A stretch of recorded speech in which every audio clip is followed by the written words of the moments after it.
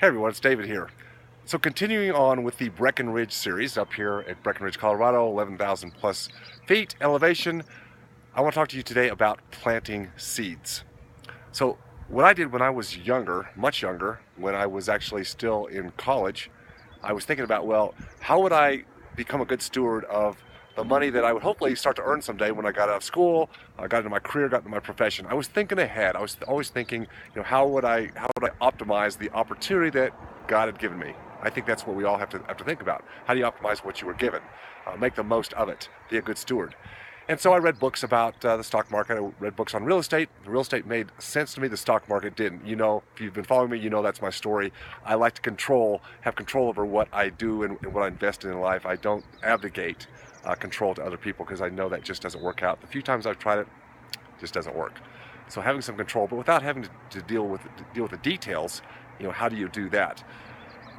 So I was thinking about, as I got out of school and into my profession, learning about how to invest in real estate. And what I was doing was I was planting seeds. As I would buy property, learning how to buy the right kind of property, how to manage it when I was a younger person, had more time than I had money. I was doing a lot of things myself back then, but every time I acquired a property and learned how to acquire it better, so I was acquiring property that had cash flow, and also obviously the upside appreciation potential, and also had the benefit of amortization of debt, because I was buying everything with debt back in those days. I had to. That's the way you grow your assets faster, is using good debt, which is an asset, not a liability. Bad debt is a liability all the way, and I don't want to confuse you between the two. I was planting seeds. I planted many seeds. I planted seeds every year. And the story about planting seeds is someday the little seed grows up to be the mighty oak. Now, that doesn't sound like a get-rich scheme to me.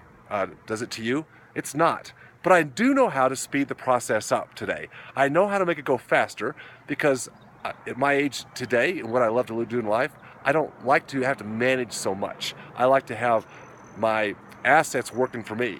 Now, if you are younger, like I was back some 40 years ago, you definitely want to be sowing seeds. How you sow seeds, where you sow seeds, what kind of seeds you plant are going to be the basis for how you determine your freedom in life, your quality of life, what you love to do in life. You plant the wrong seeds or fail to plant seeds at all, and you're going to be on the hamster wheel looking back, like many colleagues that I deal with today who didn't plant seeds. They stayed on the hamster wheel. They provided for their current lifestyle income, but they had no what I call future bank. They didn't plant seeds to have the mighty oak that they could draw from. Now, when you have the mighty oak, which in my opinion are capital assets like real businesses that are not dependent upon you, and or real estate, which is the other great capital asset, those assets will produce for you once they've achieved a certain stature, certain positioning. They'll produce cash flow. They'll maintain a platform that hedges against inflation, the loss of the purchasing power of the dollar, which I think is extremely important looking forward. That's what you need in life. I planted lots of those seeds, and those seeds have built up over the years, and now they provide for me very well. It's like having a farm. That's what they do. That's what you need to do. On the next lesson, I will talk to you about when it's time to harvest those seeds. That is taking chips off the table. All right, I'll catch you on the next one. Remember, always focus on your freedom. See you then.